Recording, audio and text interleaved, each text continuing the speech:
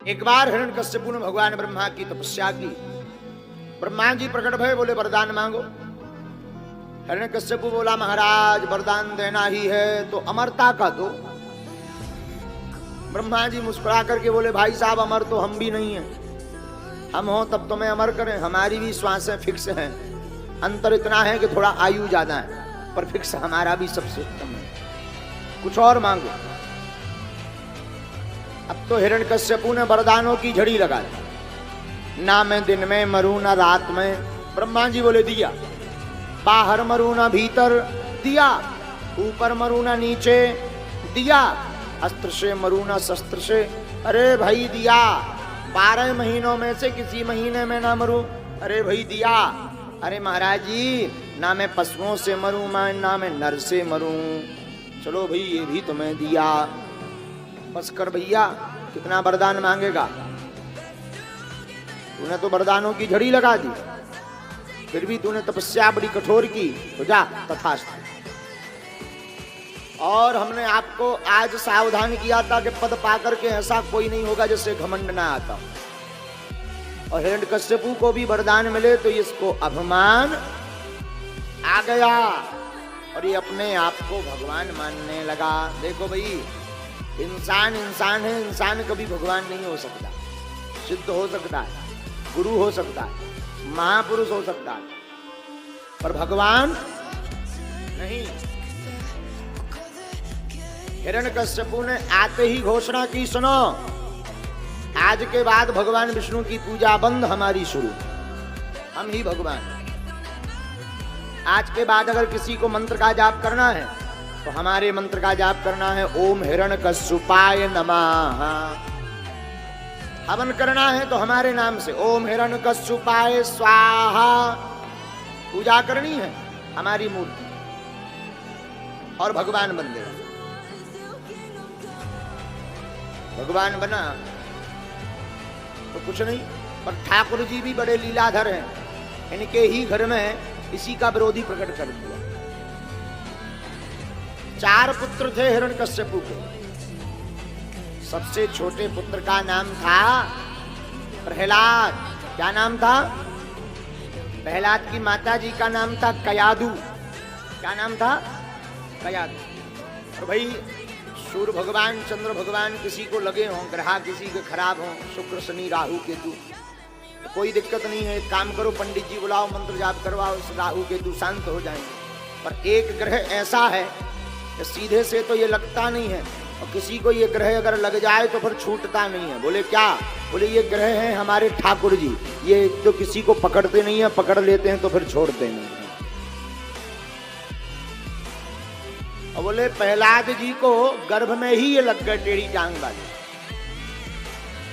ग्रह में तो हम हमेशा एक बात बोलते हैं, कितने होते हैं ग्रह? ग्रह होते हैं 9। कितने? इनको कहते हैं नवग्रह। क्या कहते हैं? नवग्रह। लेकिन नवग्रह के ऊपर भी एक ग्रह है जिसका नाम है अनुग्रह। तो प्रहलाद जी को कारी कामरिया वाले जन्म गर्भ से ही लग गए। लगे तो जन्म हुआ, कुछ बड़े हुए प्रहलाद जी तो पिताजी ने विद्यालय भेज दिया, जाओ पढ़ो। इनके गुरुजी का नाम था, प्रहलाद जी के गुरुजी का नाम था संडा और अमर्क। अमर्क और संडा, ये 2 गुरुजी। गुरुजी पढ़ाते कुछ और थे, ये कुछ और पढ़ते थे। एक बार प्रहलाद जी आए घर पर, तो अंक में भर लिया, पिता ने गोद में बैठा लिया। बताओ बेटा गुरुजी के पास क्या सीखा है? पिताजी हमने तो एक बढ़िया बात सीखी गुरुकुलम में। क्या? गृहस्थ जीवन संसार सागर एक अंध कुआं है, इसमें जो पड़ जाता है उसकी मौत ही हो जाती है। पिताजी सब बेकार है, भगवान का भजन ही सार है। गर्मी का पारा चढ़ गया हिरण्यकश्यपु का, ये हमारा बेटा होकर के हमारे दुश्मन का नाम लेता। तुरंत तलवार निकाली, गुरुजी को बुलाया, इधर पधारो। गुरुजी कांपते कांपते आए, क्या हुआ? बताओ तुम हमारे बच्चे को क्या सिखाते हो? हमारे दुश्मन का नाम? महाराज हम तुम्हारे बच्चे को कुछ नहीं सिखाते, ये इतना विचित्र है, लगता है पेट से ही पड़ा पड़ा आया है, हम कुछ नहीं सिखाते। हिरण्यकश्यपु ने नाराज होकर के तलवार निकाल करके कहा, सुनो, पुत्र को भली भांति समझाओ पढ़ाओ, वरना तुम लोगों की हम गर्दन हटा देंगे अगली बार अगर कोई शिकायत मिले। महाराज एक बार भूल हो गई, क्षमा कर दो, अब शिकायत नहीं मिलेगी। प्रहलाद जी को ले आए गुरुकुलम और वही कूटनीति पढ़ाई।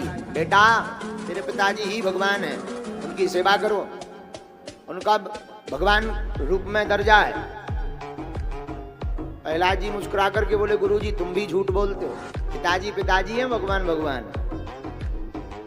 भगवान तो श्री हरि नारायण है।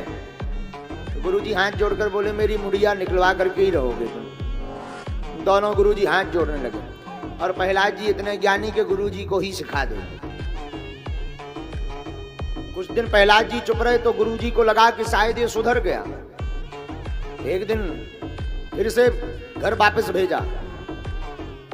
वापस आए हिरण्यकश्यपु।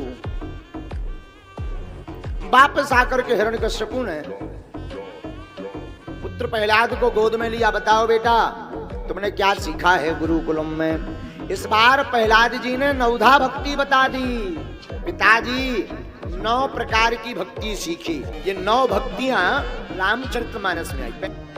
हिरण्यकश्यपु लाल हो गया, तलवार निकाल ली। गुरुजी को बुलाया, इधर आओ।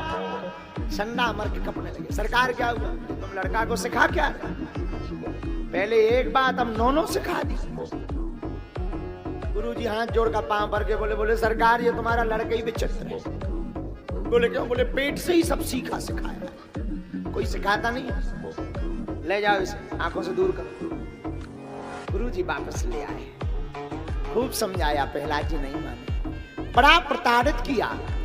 एक दिन गुरुजी तो गए थे बाहर, प्रहलाद जी को मिल गया एकांत, तो पूरे शिष्यों को, विद्यार्थियों को बैठा लिया, इधर आओ, हम तुम्हें एक पते की बात बताएं। एक काम करो, सब गोविंद के गीत गाओ। तो सब प्रहलाद जी से कहने लगे, पागल हो क्या? गोविंद के गीत गाएंगे तुम्हारे पिताजी को खबर लगेगी, सबकी मुड़िया अलग कर देंगे। प्रहलाद जी बोले, चिंता मत करो, रक्षा करने वाले गोविंद आएंगे। और सब विद्यार्थी तैयार भरे, गुरुजी तो थे नहीं। प्रहलाद जी और सारे विद्यार्थी ताली बजाते हुए बड़े भाव से गाने लगे। निकुंज में विराजे घनश्याम राधे राधे, निकुंज में विराजे घनश्याम राधे राधे, निकुंज में विराजे घनश्याम राधे राधे। हिरण्यकश्यपु चिल्लाया, प्रहलाद बताओ तुम्हारे भगवान कहाँ हैं?